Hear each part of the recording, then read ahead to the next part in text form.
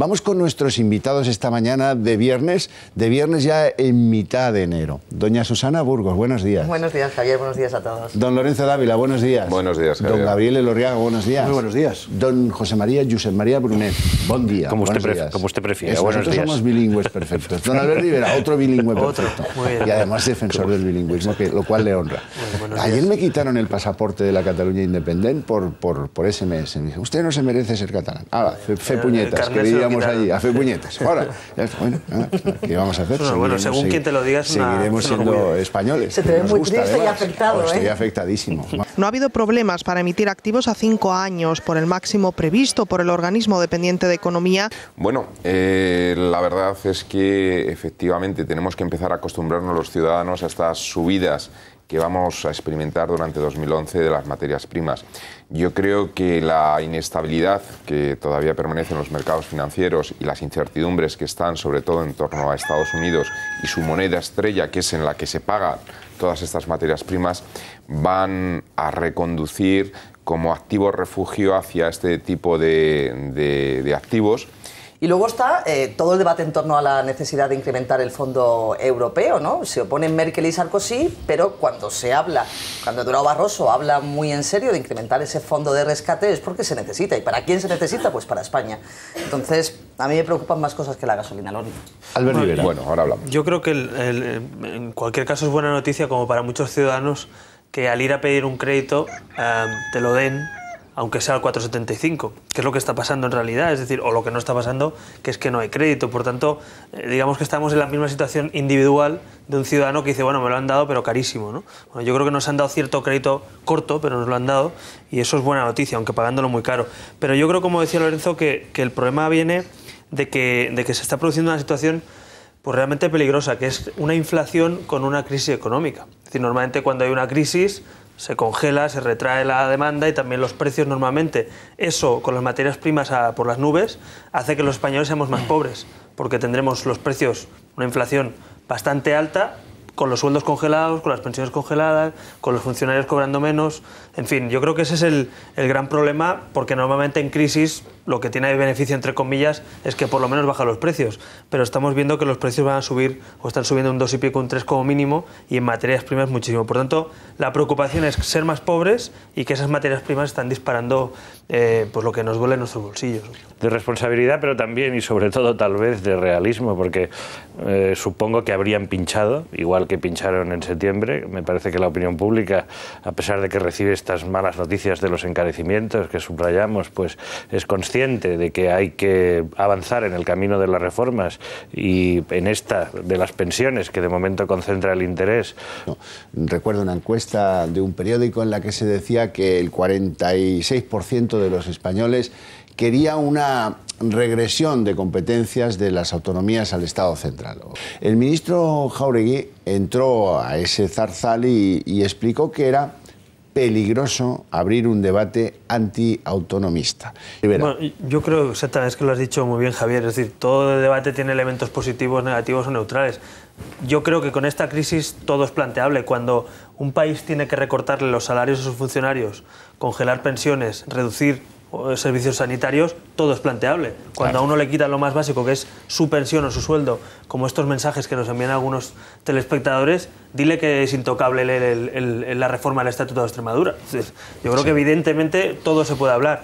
Lo que pasa que también es cierto que no es solo el problema. Hay otros problemas en nuestra estructura económica, que hay que hacer reformas, en fin, no es solo el Estado autonómico, pero evidentemente el Estado autonómico, la duplicidad que supone en muchos casos, la descoordinación que existe en materias como la economía, por ejemplo, para salir de esa crisis, en competencias como la educación, como la sanidad, creo que tiene que tener una revisión positiva, como hiciera Alemania en su día, con el bloqueo entre el Senado también y la Cámara Nacional. Yo creo que en España eso sí o sí se tendrá que plantear, a ver quién es el valiente y el gobierno que pone hilo a la aguja y lo hace. A mí me parece muy peligroso, como dices, esto de poner la etiqueta y el San Benito de no, quien cuestiona el Estado autonómico no es demócrata. No, pues perdone, quien recorta las pensiones, quien recorta sueldos y no se cuestiona estructuras del Estado, quizá es un poco inmoral, o quizá está haciendo una política inmoral porque recorta y no recorta esa burbuja política que quizá hemos creado. Fíjense que, por ejemplo, hemos sabido hace pocos días que en Andalucía, si se produjera un cambio político,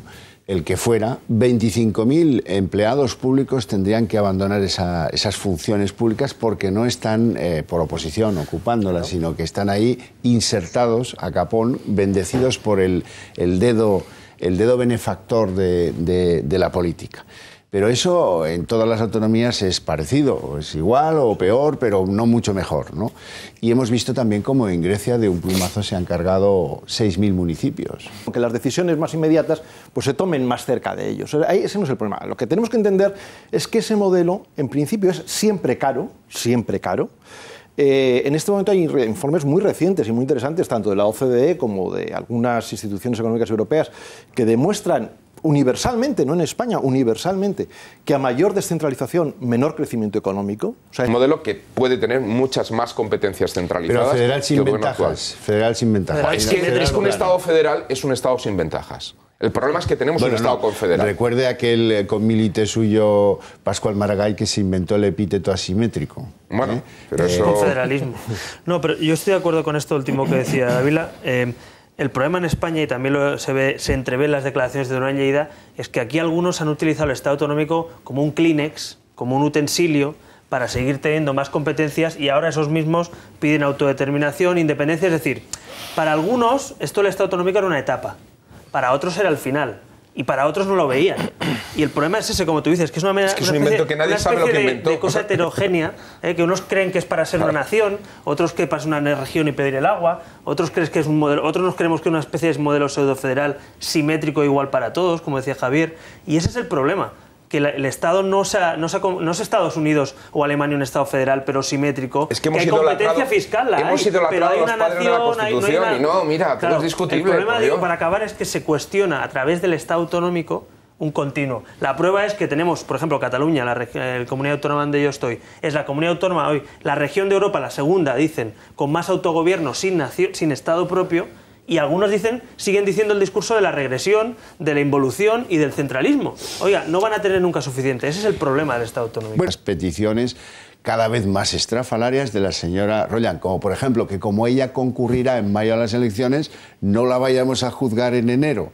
Esperemos a que la sentencia, júzguenla si quieren, pero que la sentencia aparezca cuando ella ya sea de nuevo alcalde. Bueno, la bomba. Muy difícilmente justificable. Lo que me parece, Javier, bueno, primero esto me parece alucinante porque cuando está pidiendo ese aplazamiento es de una torpeza tremenda. Está asumiendo que la van a condenar. Es decir, claro. Oiga, déjamelo para después porque si no me va a fastidiar las elecciones. Me viene un poquito mal. Pero eso denota una cosa que es a lo que yo quería ir, que es ya no solo el serlo, sino parecerlo. Es decir, yo creo que los partidos... nosotros vamos a proponer justo este lunes un pacto anticorrupción en Cataluña con algunos puntos, yo creo que atrevidos, ¿no? Uno de ellos lo recoge uno de lo que Javier insiste mucho aquí, que es el de la responsabilidad subsidiaria de los partidos, la responsabilidad patrimonial. Para eso tiene que haber una comisión de asuntos internos, porque yo no voy a pagar por aquello que... O sea, no voy a si no controlo a los cargos públicos, a los grupos municipales o parlamentarios, tú no puedes hacerte cargo de lo que no controlas. Por tanto, una comisión de asuntos internos preventiva, no solo de posteriori, sino preventiva, pero la imputación, por ejemplo, tiene que apartar.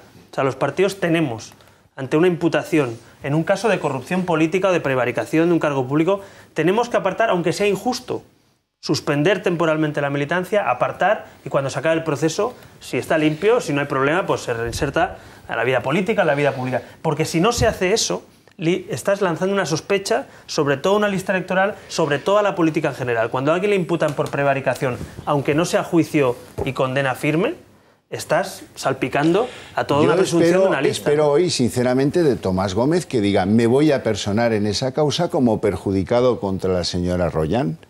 De echar incluso a consejeros de la Comunidad de Madrid o exconsejeros y a miembros destacados de ayuntamientos y de la propia comunidad de la Comunidad de Madrid, me parece que no es del todo cierto, ¿no? Es un contraste, magnífico. Segundo, no tiene demasiado componente urbanístico. La veo encomiable. Pero desde luego no me digas que no hay corrupción en el Partido Popular en la Comunidad de Madrid. Yo no he dicho eso, he dicho corrupción urbanística, que es lo que había dicho Brunet. Sí. Yo soy muy breve. Lo que pasa es que me parece que el problema no lo vamos a solucionar viendo quién tiene más casos de corrupción. El problema es que hay la sensación generalizada, y yo creo que con razón, de que en la política, a los partidos, a las direcciones de los partidos, no les preocupa en exceso, porque si no, esto no seguiría pasando.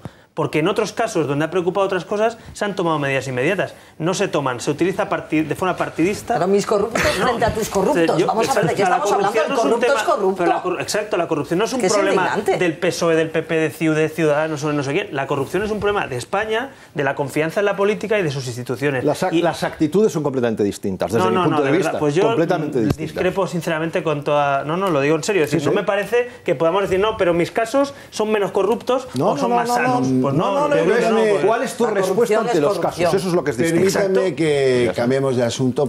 Entonces, me alegro mucho de que algunos hayan considerado una vergüenza este privilegio de los expresidentes del gobierno, que es cobrar 80.000 euros de pensión por ser vos quien sois y 200.000 o 150.000 de la empresa X para ir a hacerle de mamporrero a América Latina o para resolverle las cuitas con los chicos de Argelia. Me da igual.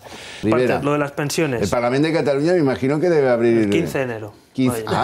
Oiga, ejemplar. Sí, hasta julio. Pues le felicito a usted como parlamentario autonómico catalán. Bueno, algunos se quejan de incluso vengamos a... Me parece muy bien, me parece muy bien.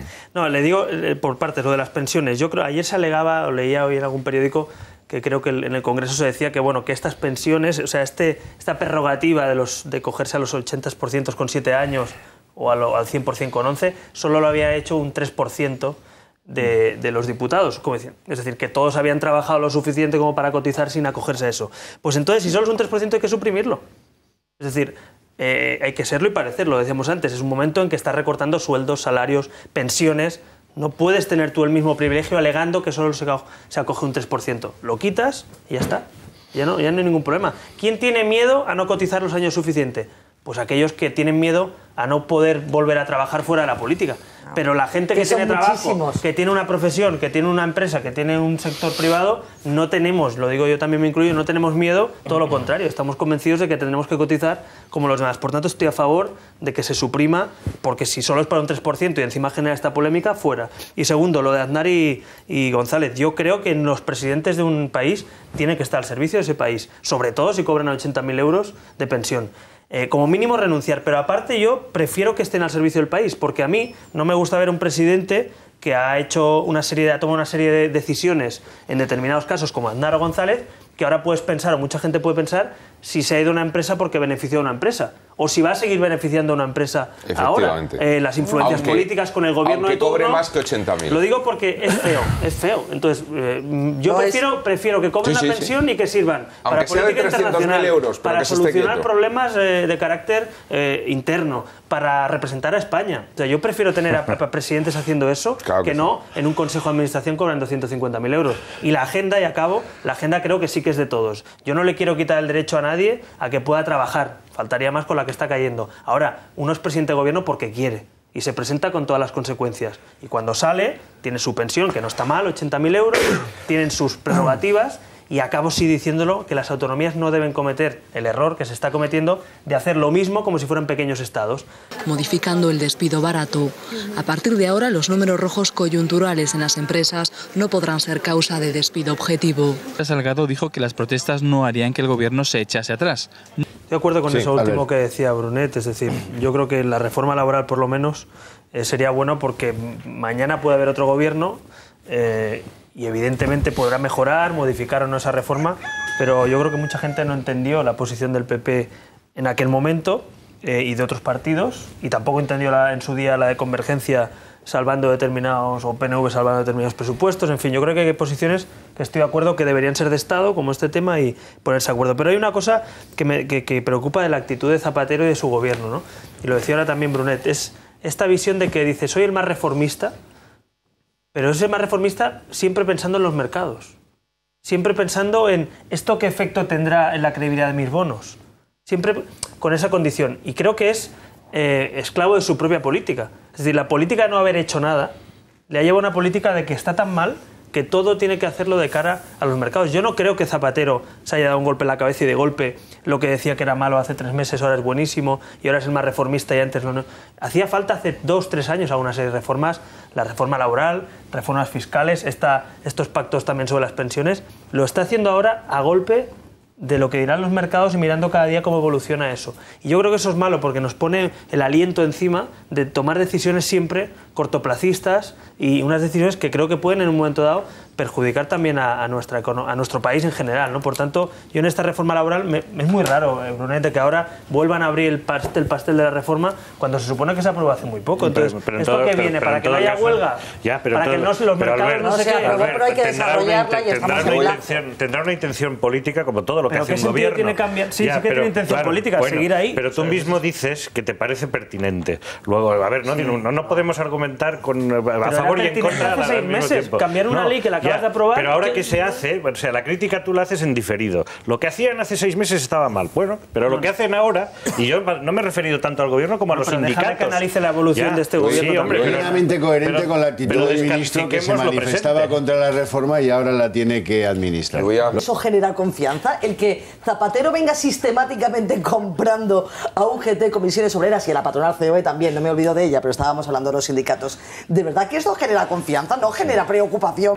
Hizo unas ofertas convenientes y que realmente reunía todos los requisitos de un concurso público, pues ciertamente los mensajes quedarán como algo más secundario. Brunet, es que el fiscal general del Estado no haya entrado allí al Partido Socialista a investigar las cuentas personales del señor Cornide y las cuentas globales del Partido Socialista. Eso es lo que de verdad me extraña y lo que me demuestra que este país necesita una regeneración democrática importante. Pues si hay denuncia, lo hará. Si hay denuncia, lo hará, sin duda. Bueno, yo creo que decía que no te explicabas cómo puede pasar esto con mesas de contratación o con causas objetivas. Con los antecedentes que ya hay. El problema, quizá, y hablemos claro, es que hay una serie de empresas que a lo mejor están siendo chantajeadas o entran a un juego en el que todas cumplen con unas causas objetivas. Pero al final se la lleva la que mejor se lleva con el gobierno de turno. Estatal, autonómico, local. O vete a saber tú si hay otras compensaciones que no se conocen. Lo digo porque asumimos con naturalidad, hemos visto en el caso Palau, ¿no? Lo de Ferrovial, no sé qué. Bueno, y todo el mundo se coge, claro, los gobiernos o con los afectados, es que esto está hecho por una mesa de contratación.